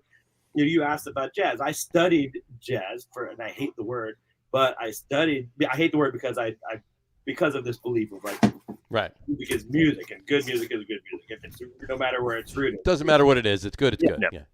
Right. And I think that some of the best elements come from people who understand improvisation, and if you want to call that jazz, then fine. But really, ears up and be adaptable, be nimble, and I think that also like that is a great parallel to running a successful company or a partnership in anything.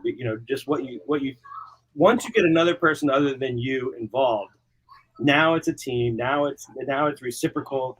Now we're listening and feeding back to one another, and we're making a project that's bigger than ourselves, but we're bringing what we have to the table, and being nimble and being flexible and respectful within that is the most important thing. Sure. And when whether we're collaborating or trying to sell beer. Right. Or whatever it is you're doing. Yeah, exactly. Collaborating in creation or just trying to move it and be an identity. That's awesome. So you're basically gonna go and you're gonna create a new style, is what you're saying when you're doing the collab, right? Yeah, we're not gonna call it a style. We're just not gonna let that not have any style. Because I was gonna say we know a few people, but we know one in general that comes up with his own styles all the time. Don't say his name. Not saying his name. Not saying his name. If you say his name 3 times, he appears on the show, so we can't do that. So. Yeah, it's like Beetlejuice thing. So. But no, you bring up a great point, and I love that where. Yes, they are these boxes, and it can constrain you. But those boxes exist for a reason, right? You started off. What style did you start off with, Chris? With what music? This morning, today on the show. What style beer did you start off with? I called it an English Pale Ale. So it's an English Pale. So, and you're talking about, and then Doug brought up an English Mild. Yeah. Right. So these styles, when they're done and they're done to perfection, there's a reason they exist, because when they're done to perfection, they're fantastic, right? So they're great. So that's one side of it. But then the other side is just throwing that all away and just brewing what you love. And sometimes, it doesn't matter if you think or care if anybody else loves it. If you love it and that love is put into it, other people are going to love this beer. Well, right. So I see both of these in the beer world. Yeah. But there's a lot of both of it. Yeah, absolutely. Look at it like from a consumer perspective. Some people are more likely to order a hazy IPA than a New England IPA or any kind of IPA. So hazy IPA technically not a category in BJCP, at least I don't think it is.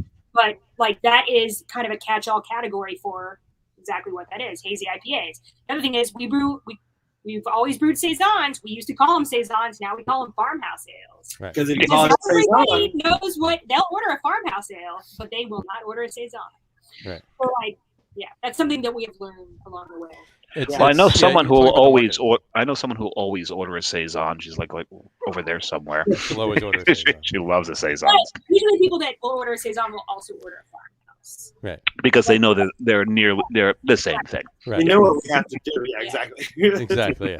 I don't know. A saison? No, I don't want a saison. I'll take the farmhouse ale. Very nice. Right. Exactly. A lot of that going on. Gotta love it. Gotta love it. All So right. Well, Mary is the most in touch with kind of what happens in the front of house for us as Fifth Hammer, I think, especially the pandemic. You kind of single-handedly saved us from utter catastrophe with everything, and stepped in when everybody self-furloughed and some did not return. Our taproom manager was going to move anyway. Just happened to be on a vacation when the city closed down. when the city Mary closed, jumped in and did it. So. and she saved the day. Kudos, Mary. Kudos on And that one. we're quite happy for that. Last Cheers 18 on that. months, whatever. All right. Well, we're talking about the music, and the segue I was getting to with the music talk was Yeah, we went we'll way that way. we didn't went way that way. Yes. Pretty sure a lot of that- As we always We do that all the time. So, but, we have so many. to stifle our creativity. exactly. It's all that's case in point right there. We have so many failed segues on this show, and we've actually at times when one of us is trying to segue, the other's called out. Says, "No, stop doing that. We're not done here." We're not. We got more to do here. So on that note, let's get to our top threes. Our top threes is music related. Oh yeah, tonight, that right? thing. So we'll do that tonight. We do a top three list.Hy do we do a top three list? We say this every week. Why? We do a top three list. Well, the main reason is because when we first started doing the top three list was before we started having guests over a year and a half ago, and it was just Dave and I. So we did 2 top threes, 33. We paid homage to 1933, the repeal of Prohibition, right? Nice. But the other reason is if we do a top 10 list, it would take too long. So This show would be 3 times as long. we do a top 3. So, right. So our top three. Now here's the hint. Also, clue you in. It's a top 3 list. Because we will not be boxed in, we never stick to 3 anyway. Yeah, we usually get 4 or 5 in. It doesn't matter. So. But I would argue 8 in my case. well, tonight's top 3 list is top 3 favorite saxophonists not named Chris Cuzme. There you go. None of us can name you. It doesn't matter. So You warned me that this question might come up tonight, and that's why I'm arguing 9. So basically, yeah, actually, no, I should argue 11. But all of our tanks at Fifth Hammer are named after my favorite saxophonists. well, there you go. Oh, okay. So name your tanks. They're all my tanks. Really? But I did name them in order, but they weren't really in order. They were just some of that order is like of the most influential. However, if you had to limit me to 3 to speak on right this moment, Yeah. I would say Sonny Rollins, Pharoah Sanders, and Dexter Gordon. And those Wow, nice. Going deep. those are my guys. But as far as like how our tanks are named, we have Charlie Parker, Of course. Train, Dexter Gordon, and these are in row in order on where they're placed. Yeah. Charlie Parker, Bird, Train, John Coltrane, Dexter Gordon, long tall Dexter. That's our bright tank actually. So everything goes through Dexter Gordon. Well, sorry, So the idea was that almost everything was going to go through that, but then we changed our whole system and how we do stuff. So everything's a uni tank now. Is what people think. But it wasn't intended as a lie at the beginning. But anyway, he also long tall Dexter. So texture. Long tall. There, you Yeah, tank. Yeah, absolutely. makes That works. Then Sonny Rollins. Then Paul Gonzalez. You guys know Paul Gonzalez? No, I am not I do. familiar. No. The year's 1956. The big bands are going down, and like bebop is coming up. And Duke Ellington's band has not played. Hardly playing or hardly getting the respect that did. Count Basie, same thing. But Duke Ellington's band with Paul Gonzalez as lead tenor, they went and played Newport in 1956. Paul Gonzalez played this fucking solo, 27 choruses, and just everybody was energized, and it got everybody back. The song is diminuendo and crescendo in blue, and Paul Gonzalez is just freaking amazing on it, and he just crushed it and killing it. Some people argue there's also the legend of the lady in white. There's a lady dancing in front of the stage that's kind of like doing the whole vibe. That helped energize the audience, which energized Paul, which energized everybody.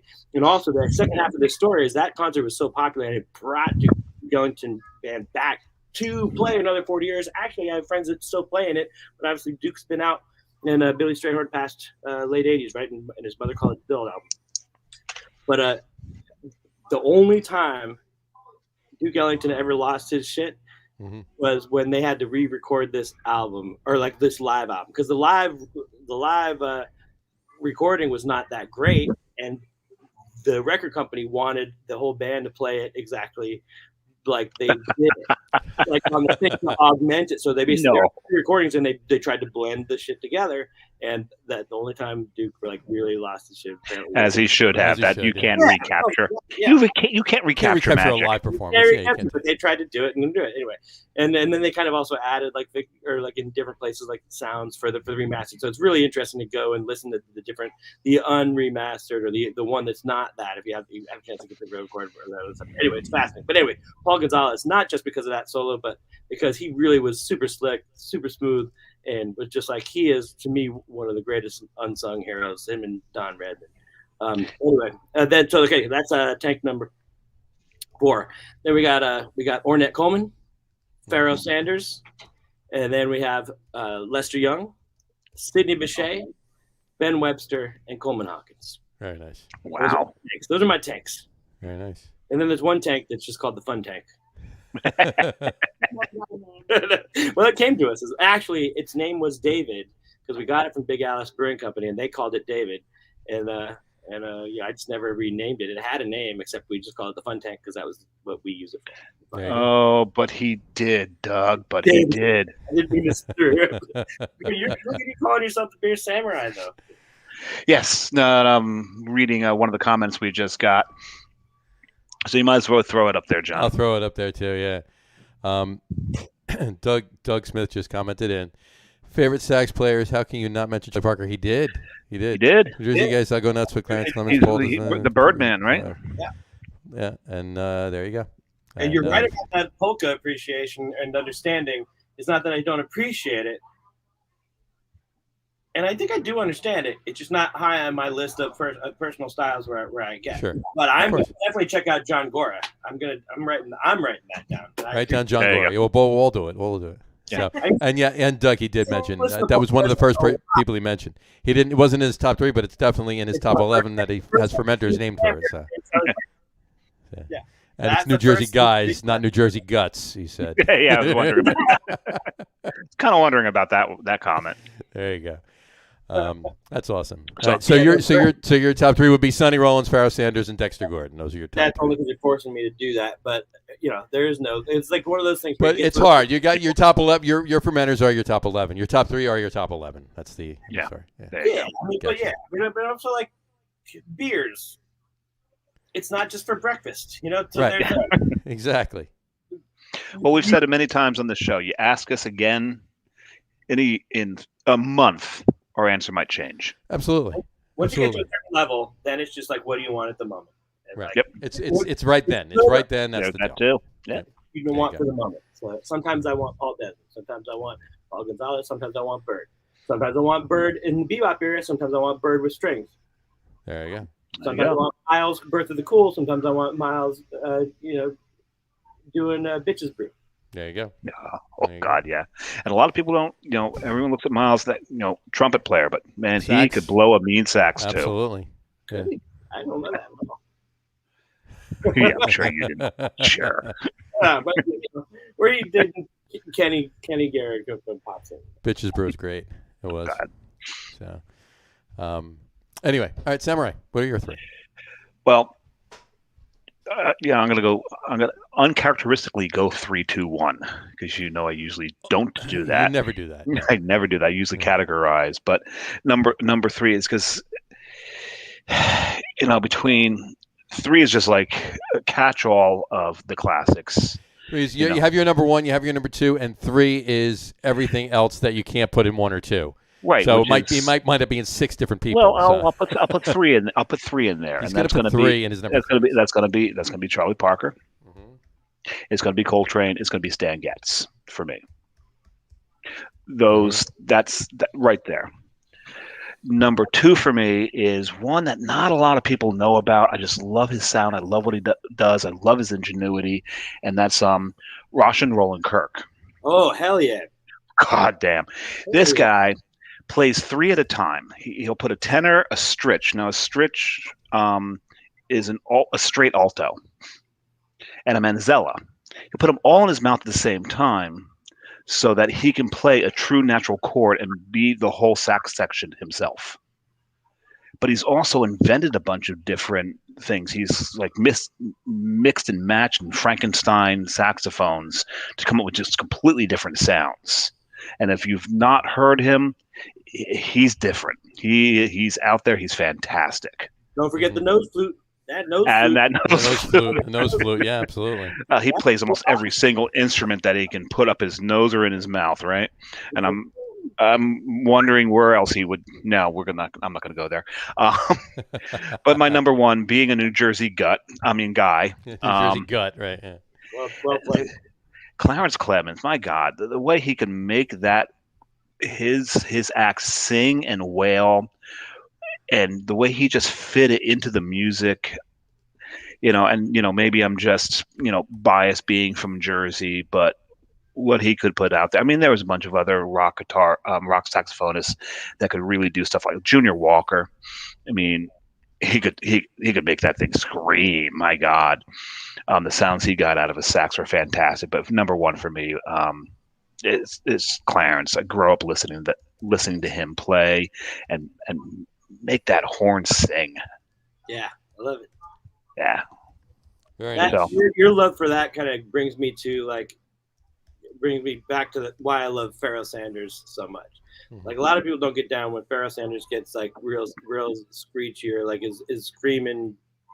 That kind of Albert Eiler's killing too, by the way. I'm really into that. There you go. But when Pharoah goes out of the thing is you can't take an excerpt of a song. Right. Especially a Pharoah song. Yes, some of those songs are 30 minutes, but that's what makes it so incredible. You're on this journey, and it is like every song is like a journey of life. You're right here, you're rolling well, and then all of a sudden you're in this place of frustrated angst and this stuff and this tension and stuff, and then you can come back into this beauty that is like just this magic stuff, man. Exactly. The piece is a whole. Yeah. Yep. And all the parts make the whole. Mm-hmm. Pretty much.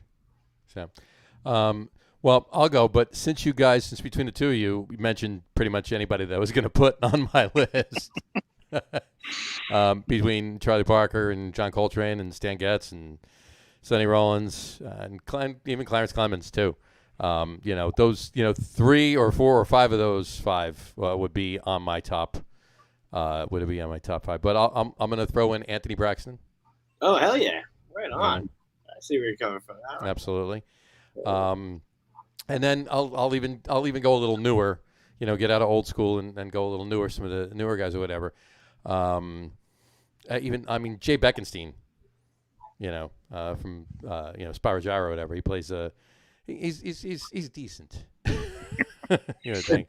And then I don't know if you know Andy Snitzer. Andy Snitzer, yeah, he's toured with the Stones for 25 years now as their saxophonist when they go out. He's played with Bob James. He's played with Joe Sample. He's done maybe 6, I think, albums now himself on Warner Brothers, or the jazz label for Warner Brothers or whatever. But he actually, I've actually known him for just about 30 years now. He actually, I did an album back in 90, 91, and he actually played on it. So nice. I worked with him, so that was Nice. cool. I'll throw him in there too, but he's good too. I mean, he even did some pop stuff back in the 80s. I mean, you heard the song, you remember the song "Waiting for a Star to Fall" back in the 80s? He played, it was a top 10 hit back in the 80s. It was just it was a bubblegum pop hit back in the 80s or whatever, but had a really good sax solo on it. He played that too. So, but yeah, no, I mean, the top 3 would be, if I had to put the top 3 though, I would actually put Parker, Coltrane, and Sonny Rollins. Those would be And my top those are actually in order. Tanks 1, 2, Of and your 3. tanks. Yeah. three. I mean, those are like obviously those are like the most super command. Yeah. You gotta love it. There you go. And I just and on any given day you'll see me in different orders of all of this. You know, I love Ornette Coleman. I love Dewey Redman. I love I love them all. And when you're That's awesome. But yeah, exactly. It depends on what you're listening to, right? I mean, I can get into a mode where I'm listening to Men at Work, and then Yeah. And I'm sitting here now and I need to get back to the blues and jazz that I used to love to listen to. It's been a while since I've gotten back down into that road. Yeah. Mary's big into blues, or was for a long time, right? Who are your favorite blues players? I mean, I know that you don't acknowledge that there are any other saxophonists other than the one named Chris Cuzme. So I appreciate that. What? There are other. I mean, all of us, though. I mean, we all feel the same way. That's why we had to make this top 3 list tonight. Top 3 favorite saxophonists not named Chris Cuzme. Right. So, I mean, that was a given. I mean, you had to do it that way. So, but Mary, what are your favorite blues things? You're I don't know. It's been too long. Also, I'm really tired. It's true. Blues. I need to see it tonight, so. I've got to throw up my my Muddy Waters playlist. Sure. Absolutely. God. That stuff's so raw, so powerful. There you go. What you call it? Yeah, I got a friend of mine, actually, a guitarist I was in a couple bands with back in the day. He actually he's got a band. They haven't been playing much. Gee, I wonder why over the last year and a half. Mm-hmm. But Live in the Blues band, and they're just fantastic. Those guys. So just a local band, North Jersey, New York. They play, so really good. But anyway, digressing back into some beer and liquid talk.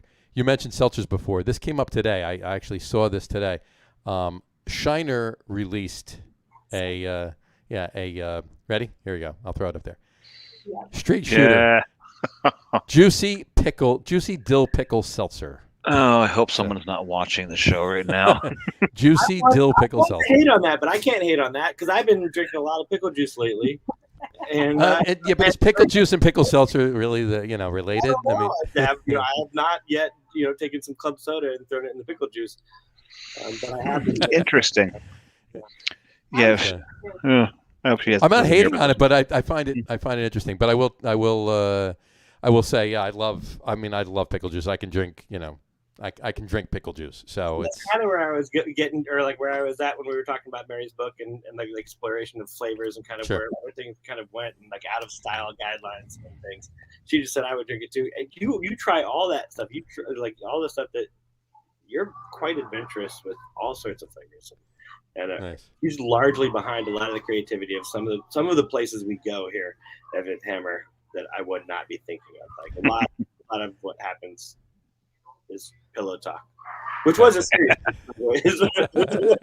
There you go. Original series of us. You gotta love it. There you go. All right. You have anything else to talk about, Dave? Anything you wanted? Anything you jotted down or whatever? Because I'm. No, I'm kind of. Rapid. You got to remember, I'm 4 beers in. You're 4 beers in. Well, I'm actually 3 in because I had 2 on the show, but I did have 1 before. So. I will throw some stuff in just because you might not, because you weren't able to get here because of the marathon to have some of the beers. Right. And had you been able to get here, then I would have excitedly talked about a couple things. We just got into can conditioning.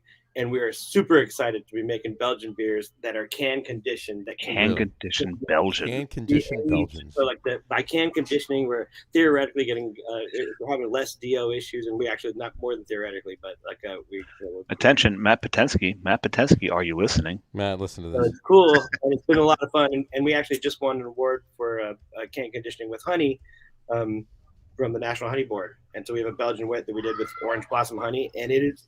I love it. Really? But also, we can get higher carbonation can conditioning than we can either force carbing into kegs or cans.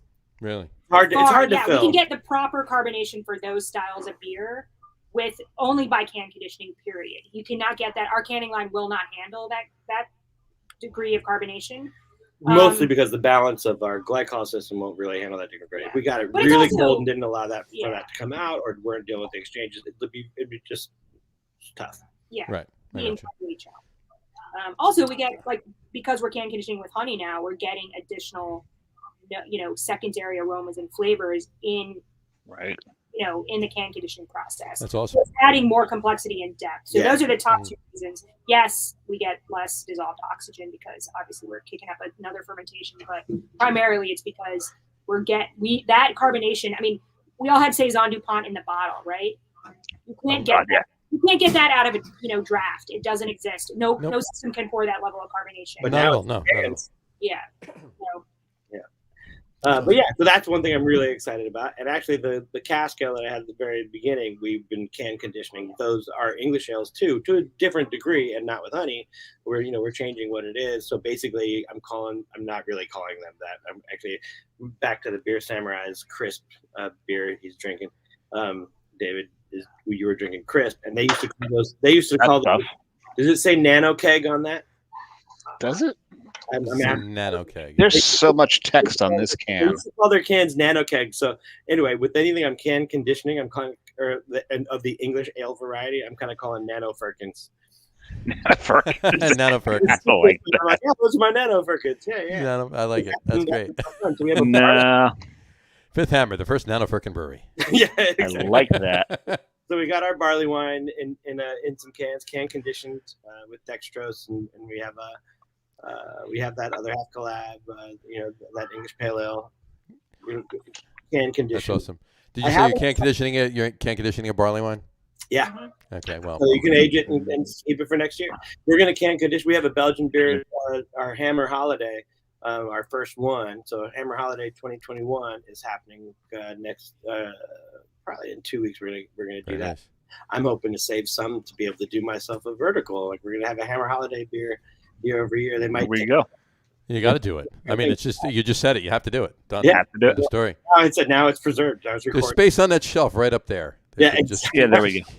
That is a fascinating play for the place. Remember, our hard thing is like it's New York. Since we were blocked getting to you on Sunday, I'm pretty certain we will probably at some point in December get to you. November is already chock full. November shot for me too. We'll it's go out. completely We'll shot. take a ride out. We'll come out in December. We'll come out and see. Yeah, that is Yeah.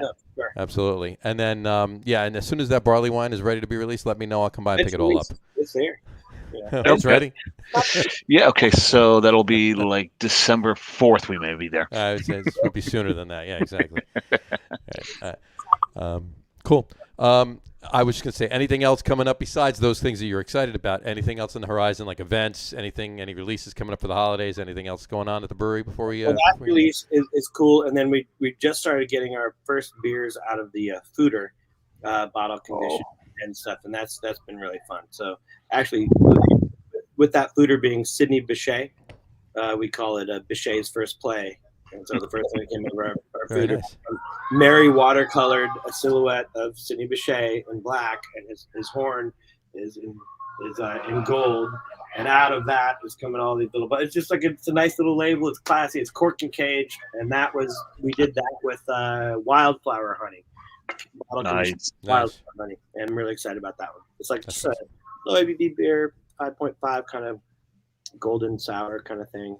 5 different Bretts with a Belgian wheat yeast, 50% pills, 25% wheat, 25% oats, and it's cool. It's the start of basically what we're turning that foeder into a Solera project. So we're just about to. Oh, really? So what that Very nice. like nothing in that tank will taste like what that does right now, because that was the first fill too. That was Bechet's first play. That was the first fill. So you're getting that fresh, that fresh Wisconsin. Was it? No. Where's it from?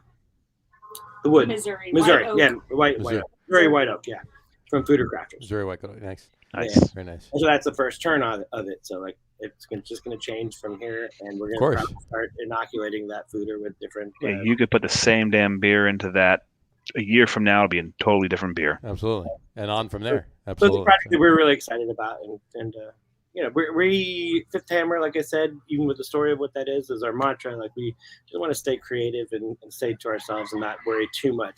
But it is a business, so like Mary was saying, like we still have to pay attention to what to call things. We have to pay attention. We have to not make the things that are going to keep the lights on.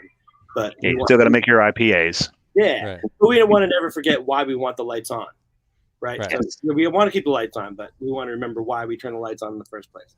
Right. And I think that finding that balance is like really important to us. And Like the balance between your beer world and your music world. Exactly. Yeah, absolutely. You got your A sides and your B sides. Yeah. There you go. Exactly. So, your A side gets airplay. Your B side is why you made the music in the first place. Yes. Yeah. And if you're and that's a Venn diagram. If you're lucky, it looks like that.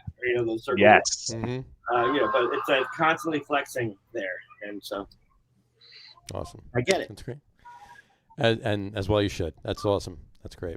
All right. Well, I mean, it took a little while, but sorry for the delay. No. This was. I learned a lot over there, and it was really good. The New York State Brewers Association and partnering up with the New York State Brewers Guild. Well, the interesting thing is, it kind of almost took John and I back to the roots of the show, because if you remember, we said it started off with just the two of us without a guest, and it was really just us kind of BSing back and forth a little bit.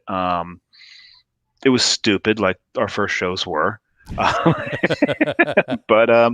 we got some goofiness in, and we had a little fun with it. So, Sure. No worries on this. It worked, yeah. No, and it turned into a great show. This was an awesome show. And we really both appreciate you coming on. Absolutely. Thanks for having me. And, seriously, thank you. Absolutely. No, definitely.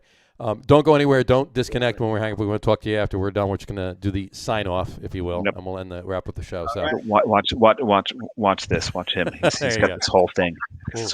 We'll wrap the show up for today on that note. Feel free to heckle him. There you go. And then, as Dave always does. We want to thank everybody for watching, and for those of you just listening to the audio podcast, thanks for listening. Don't forget to visit our website, www.lagerroom.com. That's LAGERROOM.com.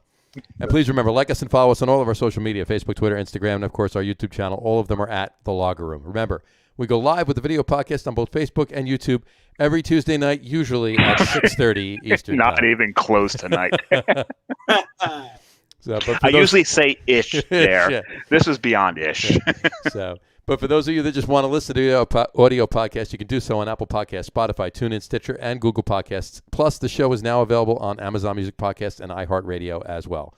And if you haven't done so already, this blows me away that people can get onto Amazon Music and actually listen to us two jackasses. It just befuddles me. Anyway, and continue for that matter. Yeah, really. Yeah. And if you haven't done so already, please subscribe to one or more of those feeds, and you'll never miss a show. Again, thanks for following along with us. Chris, thank you for coming on. Mary as well. Absolutely. Thank you for coming on. Delayed or not, thank you so much for coming on. We really appreciate it. It was a great show. Really, really appreciate it. And the people who listen to it on all that crap you just mentioned, they don't care, because they're going to listen to it whenever they want to listen to it. Yeah, it doesn't matter. The only the people that were watching it live are the only ones that were delayed. Everybody else is listening to it whenever they listen to it. So Doug and Joe were the only ones who cared. Doug and Joe, pretty much. There you go. Anyway, have a great rest of your week. Have a wonderful weekend. Drink a lot of beer, but drink responsibly, and we'll talk to you soon, folks. Take care, guys. Cheers. Cheers. Cheers, folks. I'm out of beer.